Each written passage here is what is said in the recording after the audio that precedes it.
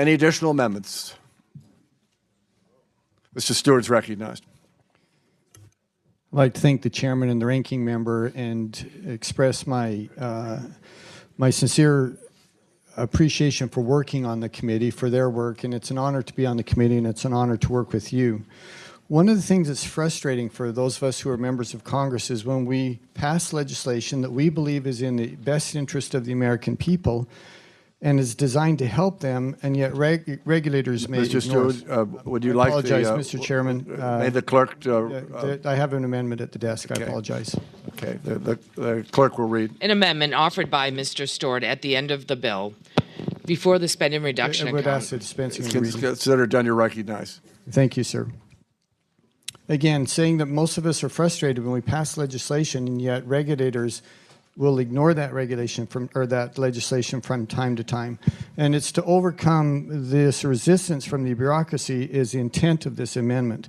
And if I could just give a little bit of background, and I know, unlike you, Mr. Chairman, this amendment isn't particularly sexy or interesting, but still we would ask for your indulgence as I try to explain this.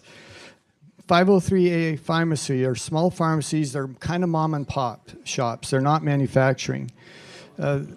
Office use compounding is used by physicians to be administered to patients in the office and in a clinical setting. This is a common medical practice that is authorized by the vast majority of state pharmacy laws and regulations. FDA has taken the position that 503A of the FDCA prohibits compounding of office use compounding in states that are licensed compliant pharmacies, even when that is authorized by state law.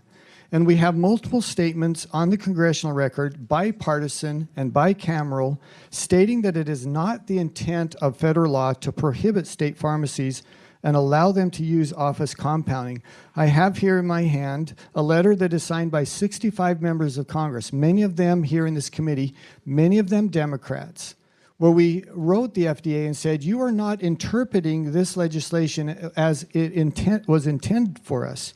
We sent passed language in 2016. We sent a letter to them in 2016 clarifying. We passed language again in 2017. We sent another letter to them in 2017 clarifying. And yet, I have in my hand as well a letter from the director of the Food and Drug Administration where he says, and I quote, FDA does not agree with the policies of this guidance deviate from congressional intent. You'll forgive me if I'm frustrated that he is telling us what my intent is when we are the ones who wrote the language. So this amendment just clarifies once again to the FDA, it makes this process available, it adds clarity to these small shops, it's supported by many of us here, and we would ask the chairman and others to support this amendment. Thank you, Mr. Stewart. Mr. Adderholt. Yep. Thank you, Mr. Chairman. I understand the pros and cons of drug compounding, and I've even addressed the office use in our report language. We have included strong report language to help address this issue. On the other hand, we want to keep this profession alive for those cases where compounding plays a unique role in delivering medicine to patients who can't be served by mass-produced pharmaceuticals. And as I say, very sensitive to making sure we don't unintentionally create a loophole for the very small minority who don't follow the requirements of the DQSA.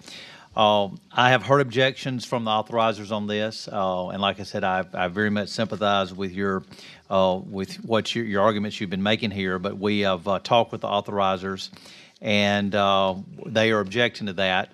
And I would politely ask you to withdraw your amendment in hopes that we can work together with FDA and the industry so that we can find a way to allow office use in a way that does not hamper the practice of compounding pharmacists and the patients who need their services. So I would ask the gentleman if he would withdraw and be willing to work with us and trying to find a solution to this. And Mr. Chairman, I think that I would be willing to do that. I think there are other members who would like to express a view on this as well. I think we should consider the views of other members. So the request has been made to withdraw, but I do think I want to recognize Mr. Bishop, if I could, for his comments and others as well. I appreciate the position of the chairman, but Mr. Chairman, I rise in support of the amendment that would withhold funding for FDA to move forward with implementation and enforcement of guidance documents that would prohibit the distribution and dispensing of compounded medications by a licensed pharmacist to a licensed physician or a licensed practitioner for administration in an in-office or clinical setting. It is sometimes medically necessary for a physician or other prescriber to prescribe a compounded medication for a patient that must be administered in an office or clinical setting. This is a common medical practice that's authorized by the vast majority of state pharmacy laws and regulations. FDA has taken the position that 503A of the FDCA prohibits compounding for office use, compounding by state licensed and compliant pharmacies, even where it's authorized by state law. Multiple statements in the congressional record, bipartisan and bicameral, read during passage of the Drug Quality Security Act, stated that it was not the intent of the federal law to preempt state pharmacy laws that allow for the office use compounding. Multiple letters from Congress since the passage, questions for the record, stakeholder input, and directives in the reports accompanying the FDA's appropriations bills in FY16 and FY17 have informed the FDA of their misinterpretation of the Drug Quality Security Act and the effect that it is having on patient access to critical compounded medications. This amendment is necessary to withhold funding from FDA for further implementation or enforcement of their policy of prohibiting office-use compounding by 503A pharmacies where they are authorized to do so by state law.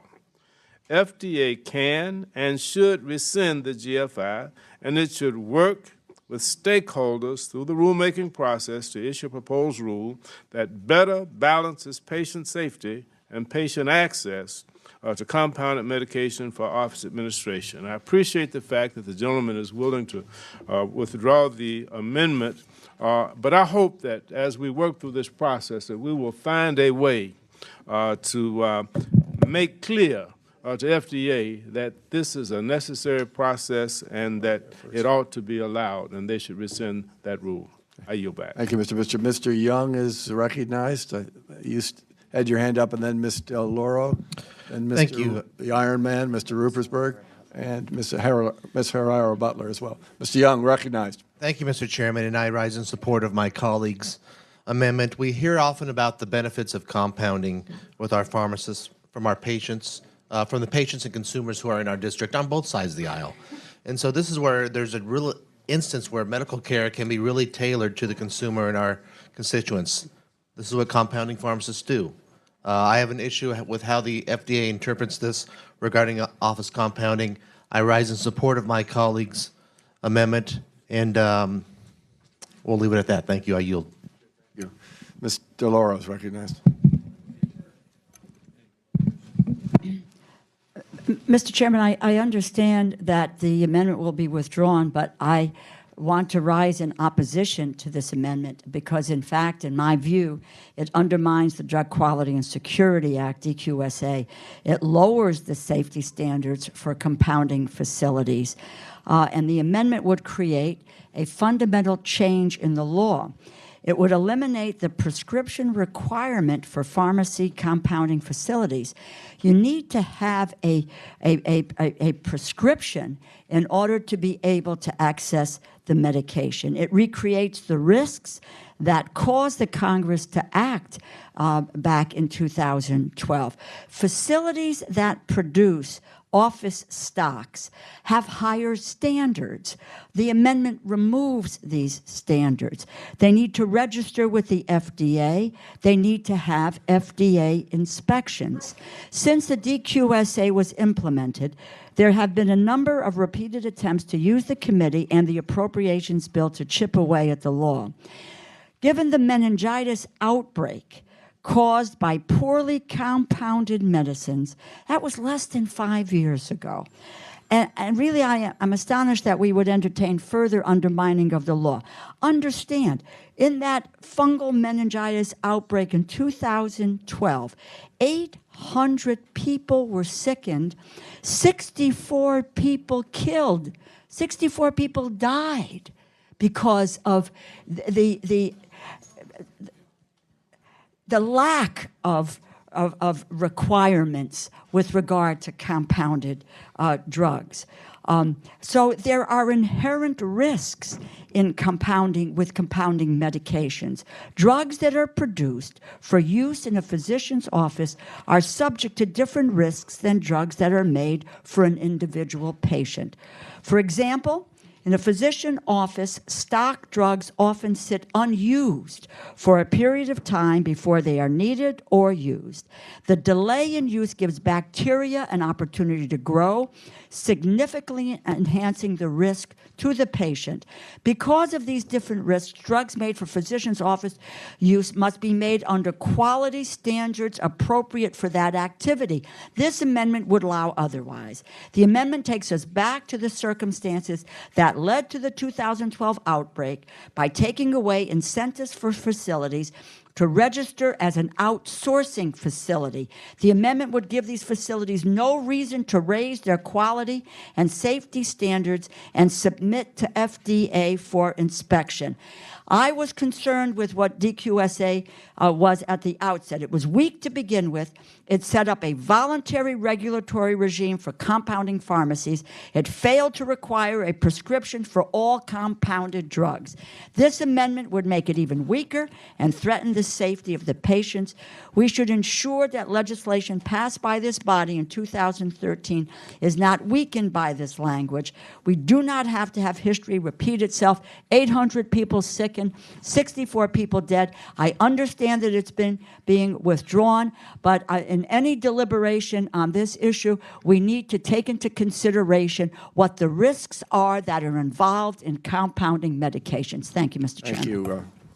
Thank you, Lady. Mr. Culbertson, Mr. Chairman, then thank Mr. you. Rupersberger, and then Ms. Herrera-Butler. I want to express my strong support for Mr. Stewart's amendment. I appreciate Chairman Adderholt's commitment to work with him to find a way to ensure that existing law is enforced. That's all this amendment does. Congress passed this law a number of years ago that state law is state regulators under state authority are responsible for regulating office use compounding, and that's one of our principal responsibilities as appropriators is to enforce the law enacted by Congress to ensure that our constituents' hard-earned tax dollars are used to enforce the law. And that's all Mr. Stewart is doing. We need to follow federal law, enforce it, using the power of the purse, and I strongly support Mr. Stewart's amendment and appreciate Chairman Adderholt's commitment to work on this as we move further along. Ms. Herrera-Butler, then Mr. Rupersberger, hopefully batting cleanup here. Thank you. I would like to speak in support of the amendment and look forward to working out a way that we can, as Mr. Culbertson said, enforce basically clarify what was congressional intent. This all works fine. I mean, I've heard there can be challenges, but that's true of anything in medicine. When you would limit this the way the FDA has been reviewing this or the standard that they've set, it means that if you live in a rural area, good luck. I mean, what if you have a family member or a young kid who needs to take something by suspension and they need to get it, and you're in a rural area, you have a rural clinic, maybe there's only one family practice doc in town. As simple as adding salt to water could be classified as compounding, and administering that via saline, that saline injection in an office setting. We're not talking about rolling back quality or safety measures. We're talking about licensed practitioners with a valid prescription. I would argue that the folks who are providing this care in these settings, they're not trying to harm their patients. They're not trying to skirt laws. I mean, this is simply cleaning up what was congressional intent that the FDA has basically been flouting to Congress over the last few years. Our goal here is to make sure that people are better served, and we have to recognize rural America in this. If we all lived in a small city or big city and we all had access to multiple providers and multiple compounding pharmacies, that would be one thing, but most of America live in rural areas, and we need to make sure that their care isn't second class or second rate, or they don't have to jump through unnecessary hoops. When we're talking about licensed, quality, valid prescription authorized by states. We're not talking about the Wild West here. So I support the gentleman's amendment. I look forward to finding a way through this. Thank you. We thank the gentlewoman for her comments. Mr. Ruppersberger, I rise then in Judge support- Carter. First you. Yeah. Judge. I rise in support of the Congressman Stewart's amendment. I think Congresswoman Rosa DeLauro has raised some issues. I'd hope you would get together with her. After we had the unfortunate incident occur, I personally visited a compounding facility in my district and went through the actual process. So I have looked at this and have tried to study this issue. You know, compounding is an important and necessary medical practice, especially when a prescription drug is discontinued for whatever reason, but it's still needed by patients. A compounding pharmacist can create personalized medicines that may contain ingredients that a patient is allergic to. So we have to deal with the safety issue. The FDA has chosen to ignore clear bipartisan congressional intent on this issue and move forward with new guidance that ultimately impacts the health of all of our constituents. So I ask my colleagues to support this amendment, even though it's being withdrawn. I hope that again, Congressman Stewart will meet with Congresswoman DeLauro to deal with some of the issues, legitimate issues she has raised. Thank you, Mr. Rupert. Judge Carter, apologies. We got Culbertson ahead of you. I apologize. He jumped up in front of me. He did. It's quite true to form, isn't it? Thank Judge you, Carter, Mr. the time's yours. Let's talk about what we're doing here. We're saying to a doctor who wants to make an example that's used literally every day, from what I understand, for our amputees, our veterans who have lost a limb. The doctor can make a salve that can be placed on the wound, and they show them how to administer the salve to stop the pain that they're receiving from the loss of that limb at the stump of their arm or their leg. This is happening every day. And yet, under the theory of the FDA, which is walking all over state law, walking all over the intent of Congress, what they want to say is, yes, you can do that. Tell them you're going to do it at this appointment, and make them take your prescription over to the compounding pharmacist, have them make that salve that you make right there in your office and are lawfully able to make under state law in the office, and then you come back, and then I'll show you how to do this. And oh, by the way, that'll be 2 visits to the doctor. It's ridiculous. But more importantly, there's a policy here. The FDA seems to be after compounding pharmacists. And it's personal to me. Because the person I love more than anybody else on this earth is my wife. Without compounding pharmacy, my wife could not consume food. And so it's personal to me.